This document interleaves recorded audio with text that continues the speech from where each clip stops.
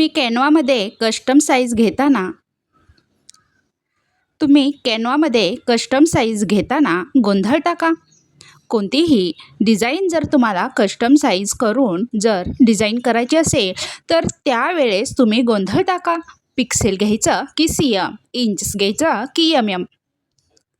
तर चुकीची साईज घेतल्यामुळे तुमचा बॅनर ब्लर होतो किंवा इंस्टाग्राम पोस्टची क्वालिटी खराब होते. या व्हिडिओमध्ये मी अगदी सोप्या भाषेत सगळं समजावून सांगणार आहे. तर व्हिडिओ शेवटपर्यंत नक्की पहा. नमस्कार, प्रगती रीड्स या चॅनलमध्ये तुमचं स्वागत आहे. आज आपण या अत्यंत महत्त्वाच्या विषयावर बोलणार आहोत. कारण आपल्याला जर एखाद्या क्लायंटचे बॅनर, फ्लेक्स डिझाईन करायला आले 9x4 इंचेस किंवा एमएम किंवा सीएम, तर कोणती साईज घ्यायची, की पिक्सेल घ्यायची, की सेंटीमीटरमध्ये, इंचेसमध्ये, फुटामध्ये घ्यायचं, हा प्रश्न सर्वांनाच पडतो. आणि जर ती चूक झाली तर तुमचा फ्लेक्स प्रिंट केल्यानंतर तो ब्लर दिसू शकतो किंवा एखादी डिजिटल पोस्ट असेल तर त्याची क्वालिटी खराब येते. तर यामागचं सत्य काय आहे आणि कोणत्या साईजेस घ्याव्यात हे आपण आज सविस्तर पाहणार आहोत. तरी व्हिडिओ शेवटपर्यंत नक्की पहा. आणि आपल्या चॅनलवर नवीन असाल तर प्लीज चॅनलला सबस्क्राईब नक्की करा. तर सर्वप्रथम पाहूयात पिक्सेल म्हणजे काय. तर पिक्सेल म्हणजे स्क्रीनवरील, म्हणजे जे डिजिटल डिव्हाइस आहेत, स्क्रीनवरील सर्वात छोटा डॉट.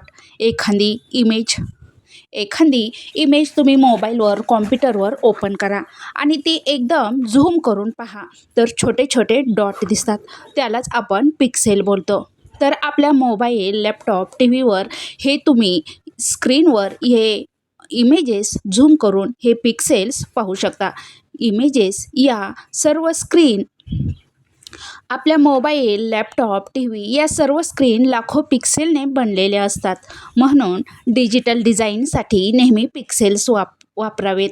म्हणजे तुम्हाला जर फक्त डिजिटल यूजसाठी तो फ्लेक्स, बॅनर किंवा पोस्ट पाहिजे असेल तर तुम्ही त्याचे मेजरमेंट तिथं कस्टम साईज घेताना किंवा ते डिजिटल पोस्ट डिझाईन करताना तुम्ही नेहमी तिथे पिक्सल चॉईस करावे. तर सेंटीमीटर काय ते पाहूयात. बघा, इथं मी कॅनवा ओपन केलेला आहे. ही कस्टम साईज आहे आणि इथं बघा युनिट्स आहेत. सेंटीमीटर, पिक्सेल, इंचेस, एमएम आणि सेंटीमीटर असे युनिट्स आहेत. तर ज्यावेळेस तुम्ही डिजिटली तुम्हाला पाहिजे असेल बॅनर पोस्ट डिझाईन फक्त डिजिटल यूजसाठी पाहिजे असेल त्यावेळेस तुम्ही इथं पिक्सेल चॉईस करायचं. आणि आता हे पण पिक्सेल बघा. तर एक्झॅक्टली तुम्हाला जर एखादी इंस्टाग्राम पोस्ट वगैरे बनवायची असेल तर ऑलरेडी इथं मेजरमेंट पिक्सेलमध्ये त्यांनी दिलेले आहेत. म्हणजे पिक्सेलमध्ये इंस्टाग्राम पोस्टची साईज किती आहे, यूट्यूब रीलची किती आहे, यूट्यूब लॉंग व्हिडिओची किती आहे, ते पिक्सेलमध्ये त्यांनी कारण यूट्यूब व्हिडिओ वगैरे फक्त डिजिटलसाठी आपण यूज करतो, फक्त मोबाईल, टी व्हीवर. त्याच्या काय प्रिंट वगैरे आपण काय असं काढत नाही आहे. त्यावेळेस पिक्सेल यूज करायचं. ओके. त्याच्यानंतर पहा बघा सेंटीमीटर. तर हे सेंटीमीटर, एमएम, इंचेस वगैरे हे प्रत्यक्ष मोजण्याची हे युनिट्स आहेत. जर तुम्हाला ती डिझाईन फ्लेक्स वगैरे प्रिंट करायची असेल तर त्यावेळेस तुम्ही ही युनिट्स वापरायचे. Visiting card, pamphlet, flex banner, shop banner, wedding card, A4 papers वगैरे तुम्हाला जर प्रिंट करायचे असेल तर त्यावेळेस सेंटीमीटर किंवा इंचेसमध्ये तुम्ही साईज घ्यायची. त्यावेळेस पिक्सेल हे ठेवायचं नाही. कारण जर तुम्ही ते पिक्सल ठेवलं आणि तुम्हाला एखादा फ्लेक्स बनवायला दिला आणि तुम्ही ते पिक्सेलमध्ये जर डिझाईन ठेवली आणि प्रिंट केल्यावर ती ब्लर येऊ शकते.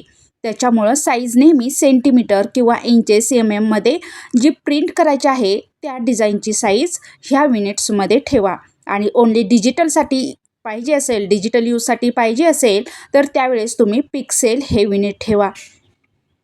म्हणजेच mobile, Instagram, Facebook, YouTube, website अशासाठी पाहिजे असेल तर त्यावेळेस तुम्ही पिक्सेलमध्ये त्याची साईज ठेवा. तर आता तुम्हाला कॅनवामध्ये पिक्सेल आणि सीएममधला फरक पूर्णपणे समजला असेल.